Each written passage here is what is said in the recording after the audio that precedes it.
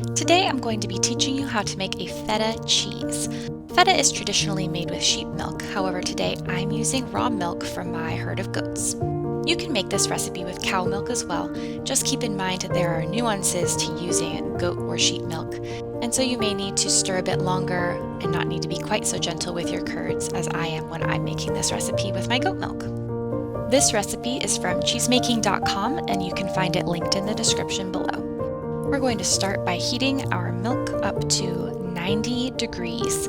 I chose 90 degrees rather than 93 because I'm using goat milk and it is a slightly more fragile milk, so I try to keep my temperatures a few degrees lower than a recipe typically suggests. Once the milk is heated to our goal temperature, we're going to add in our culture. I'm using MM100 starter culture, and I'm just going to sprinkle it gently across the surface of the milk, and we'll leave it there to rehydrate for a minute or two before stirring it in with a gentle up-down motion. Now the milk needs to sit and culture for 40 to 60 minutes. I like to use this time to clean up all of the different milk jars, get them sanitized and into the dishwasher, clean up any mess that's in the kitchen so that I have a clean workspace while I make the rest of my cheese. Now that the milk has cultured for 40 minutes, it's time to stir in the rennet. I like to use single-strength liquid animal rennet. I'm going to take a little over a half teaspoon of this and dilute it in a quarter cup of non-chlorinated water.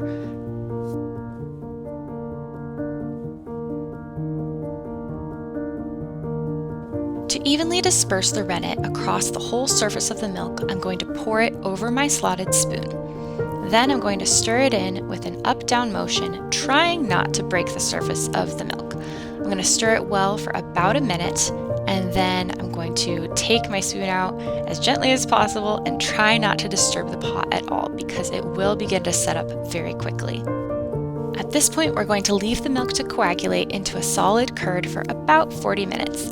I usually check my milk at about 30 minutes because goat milk likes to set up a little bit faster. So here I'm checking for a clean break in the curd. When I insert my curd knife at an angle, the curd splits cleanly in two. This tells me that it's sat and coagulated for enough time and it's time to move on to the next step. Now it's time to cut the curd. I'm going to start by cutting half-inch columns across the whole curd.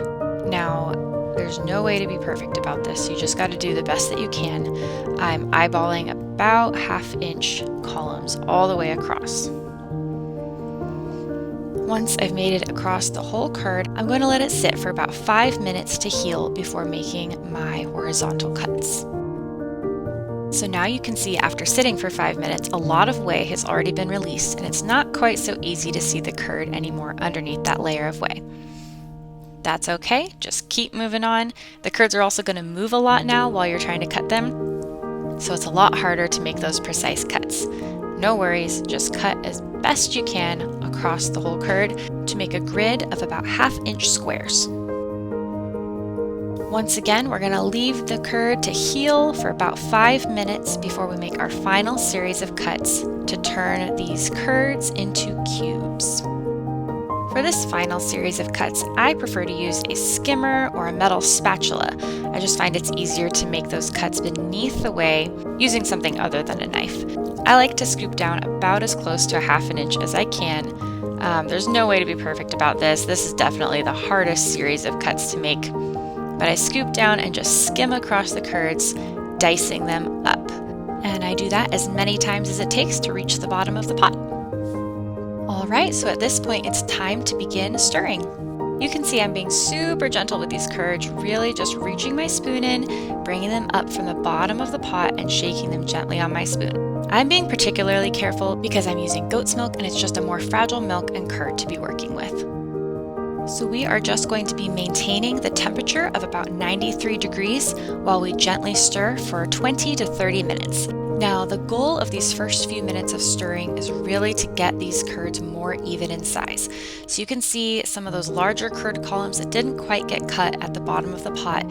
I am just taking a paring knife and cutting them down to size gently while I stir. And so after 20 minutes of stirring, you can see that the curds have lost a lot of their whey. They're a lot more even in size than they were at the beginning, and they're ready for the next step. I'm going to let the curds settle to the bottom of the pot here for a few minutes before pouring off all the whey that's sitting on the top of the pot. Now it's time to get out my molds. I don't actually have a proper feta mold, so I am using a few different baskets that I have on hand. One is actually for a salad spinner, and the others are just various soft cheese baskets I have.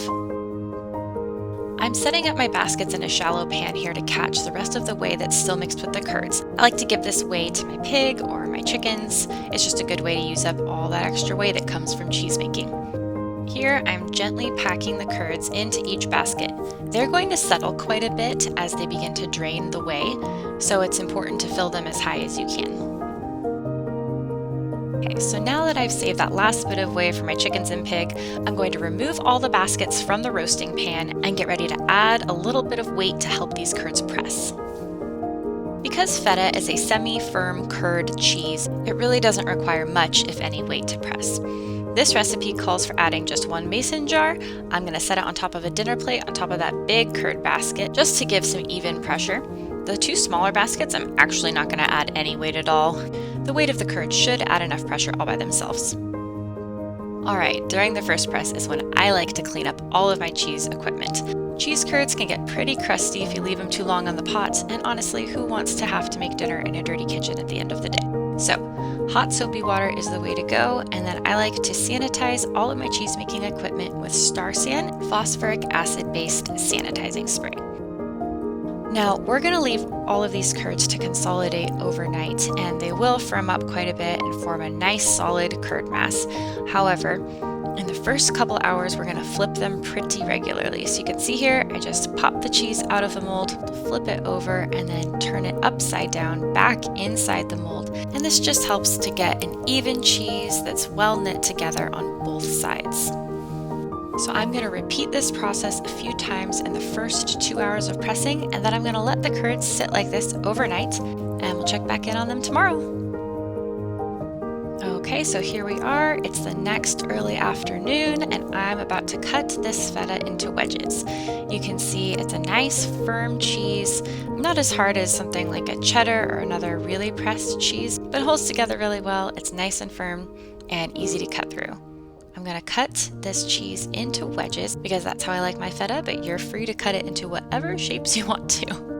And you can see here that even the baskets that I didn't add any weight to have consolidated really well and pressed together to form a really nice firm block of feta. I like to dry salt my wedges of feta at this point and allow them to sit for another several hours before adding them into a saturated brine. This just helps the cheese dry out a little bit more so that it's not going to crumble or disintegrate in the brine when you add it. Another thing that really helps with this is adding calcium chloride to your brine. I already had a saturated brine on hand, but if you need instructions on how to make one, they're in the recipe. You basically just add 2.5 pounds of non-iodized salt to a half gallon of water, stir it really well, and then top it off with an additional half gallon of water to make 1 gallon of brine. I like to add the half teaspoon of calcium chloride, and this prevents the brine from pulling all the calcium out of the cheese and making it disintegrate. I'm going to let my feta sit in this brine for about 4 hours, maybe 5. The pieces that I cut are closer to a half pound in size rather than 1 pound, so I'll let those sit for a little while before adding them to our final storage brine. The process for making the storage brine is the same as making the saturated brine. You're just going to use less salt. So this is a 6 to 8% brine, and so you're going to add 6 to 8 ounces of salt in 3 quarts of water, and that's enough brine to store all of the feta from this batch.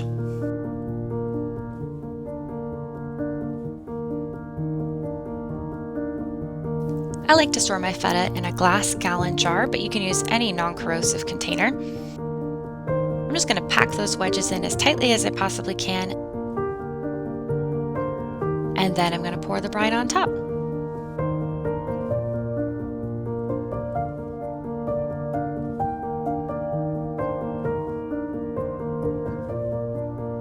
I like to let the feta sit in that storage brine for about a month before pulling it out to use. I store the jar of feta in brine in my refrigerator. You could keep it in a cool room if you have one, and it will stay fresh in there for over a year. We like to enjoy this feta on any kind of Greek food. We like to top French fries or pizzas, add to salads, or meat dishes with lemon or paprika. So I hope you enjoyed this tutorial. I hope you give it a try. I'd love to hear if you do, so leave me a comment and tell me how it turns out.